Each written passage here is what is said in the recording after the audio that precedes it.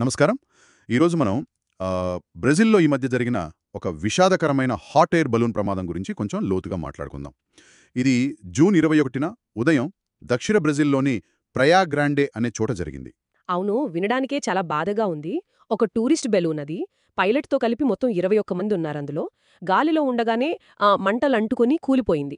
దురదృష్టవశాత్తు 8 మంది చనిపోయారు. ఒక 13 మంది ప్రాణాలతో బయటపడ్డారు. కానీ వాళ్లలో కూడా కొందరికి బాగా గాయాలయ్యాయి. సరే, ఇంతకీ అసలు ఏం జరిగిందక్కడ? అంటే మనకు తెలిసిన సమాచారం ప్రకారం ఈ ప్రమాదానికి కారణాలేంటి, దాని పర్యవసానాలేంటి, వీటి గురించి కొంచెం వివరంగా చూద్దాం. రిపోర్ట్స్ ప్రకారం స్థానిక కాలమానం ఉదయం 8 గంటలకు టేకాఫ్ అయ్యింది బెలూను. టేకాఫ్ అయిన కొద్దిసేపటికే ఏదో సమస్య వచ్చినట్టుంది. ప్రాథమికంగా తెలిసిందేంటంటే ఆ బెలూన్ బాస్కెట్ ఉంటుంది కదా, అవును, కింద బుట్టలాంటిది. అందులో బ్యాకప్ బర్నర్ ఒకటుంటుంది. అది సరిగ్గా పనిచేయలేదట. దానివల్ల మంటలు వ్యాపించాయని అంటున్నారు. మెయిన్ సిస్టమ్ కాకపోయినా బ్యాకప్ అయినా పనిచేయాలి. మరిక్కడ అదెందుకు ఫెయిల్ అయ్యింది అనేది ముఖ్యం. సరే, అప్పుడు పైలట్ ఏం చేశారు? మంటలు కనబడగానే పైలట్ వెంటనే కిందకి దించే ప్రయత్నం మొదలుపెట్టారు. అంటే ఎమర్జెన్సీ ల్యాండింగ్ అన్నమాట. బెలూన్ నేలకి దగ్గరగా వస్తున్నప్పుడు ప్రయాణికుల్ని కిందకి దూకేయమని చెప్పారు. ఆ సూచనతోనే పైలట్తో సహా 13 మంది దూకేశారు. వాళ్ళు బ్రతికారు. కానీ పాపం మిగిలిన 8 మంది అలా దూకలేకపోయారు. అయ్యో, వాళ్ళ పరిస్థితేంటి? నలుగురు ఆ బాస్కెట్లోనే మంటల్లో చిక్కుకుపోయారట. తీవ్రంగా కాలిపోయారు. మరో నలుగురు పైనుంచి కిందపడి చనిపోయారు. ఇంకేదో అన్నారు కదా, ముగ్గురు ఒకరినొకరు పట్టుకుని కనిపించారని.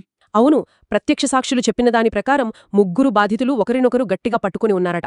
వింటుంటేనే చాలా బాధగా ఉంది. నిజంగా? అంటే ఇక్కడ చూడండి, కేవలం ఆ బర్నర్ ఫెయిల్యూర్ మాత్రమే కాదు, బహుశా ఇంకో విషయం కూడా ప్రమాదాన్ని పెంచుండొచ్చు. ఏంటది? కొంతమంది కిందకి దూకేశారు కదా, అవును. అప్పుడు బెలూన్ బరువు అకస్మాత్తుగా తగ్గిపోయింది. దాంతో అది కిందకి దిగాల్సింది పోయి మళ్లీ పైకి లేచింది. అంటే బరువు తగ్గడం వల్ల కిందకొస్తున్న బెలూన్ మళ్ళీ పైకి లేచిందా? అవును. అప్పుడు మంటలు ఇంకా ఎక్కువై మిగిలిన వాళ్ళు అస్సలు తప్పించుకోలేకపోయారా? మరి పైలట్ దూకమని చెప్పడం కరెక్టేనా, లేక అది పరిస్థితిని ఇంకా జటిలం చేసిందా అనిపిస్తోంది. ఆ అవకాశం లేకపోలేదు. ఇలాంటి అత్యవసర పరిస్థితుల్లో నిర్ణయాలు తీసుకోవడం చాలా కష్టం, నిజమే. దూకమని చెప్పడం ఒక ఎత్తు, అదే టైంలో బెలూన్ని కంట్రోల్ చేయడం ఇంకో ఎత్తు. వీటి మధ్య సమన్వయం ఎలా ఉండాలి? ప్రస్తుతమున్న సేఫ్టీ ప్రోటోకాల్స్ ఇలాంటి ఊహించని వాటికి సరిపోతాయా? ఇలాంటి ప్రశ్నలన్నీ ఇప్పుడు వస్తున్నాయి. ఈ ప్రయాగ్రాండే ప్రాంతమంతా హాట్ ఎయిర్ బెలూన్ టూరిజంకి బాగా ఫేమస్ అటా కదా? అవును, ముఖ్యంగా ఈ జూన్ నెలలో బాగా జరుగుతుంది. పైగా ఈ మధ్యనే కొద్ది రోజుల ముందే సావోపాలలో కూడా ఇలాంటిదే ప్రమాదం జరిగి ఒకరు చనిపోయారు. బ్రెజిల్లో ఇలా వెంటనే జరగడం కొంచెం ఆందోళన కలిగించే విషయమే. అక్కడి భద్రతా ప్రమాణాల మీద అనుమానాలొస్తాయి. ఖచ్చితంగా. అందుకే అధికారులు వెంటనే ఒక సమగ్ర దర్యాప్తు మొదలుపెట్టారు. బహుశా ఓ 30 రోజుల్లో ప్రాథమిక రిపోర్ట్ రావొచ్చు. ఆ బెలూన్ ఆపరేట్ చేసే కంపెనీ సోబ్రెవోర్ కూడా వాళ్ల సర్వీసులన్నీ ఆపేసి ఎంక్వైరీకి సహకరిస్తామని చెప్పింది. ఈ దర్యాప్తులో వేటి మీద ఎక్కువ ఫోకస్ చేస్తారు?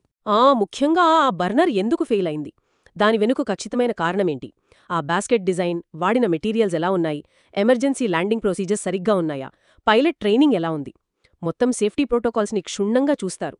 దీని తర్వాత బహుశా రూల్స్ ఏమైనా కఠినతరం చేస్తారేమో, లేక మార్పులు చేస్తారేమో చూడాలి. మొత్తానికి చూస్తే ఒక చిన్న టెక్నికల్ ప్రాబ్లం, అంటే ఆ బర్నర్ ఫెయిల్యూర్ ఎంత పెద్ద విషాదానికి దారితీసిందో ఈ సంఘటన చూపిస్తోంది.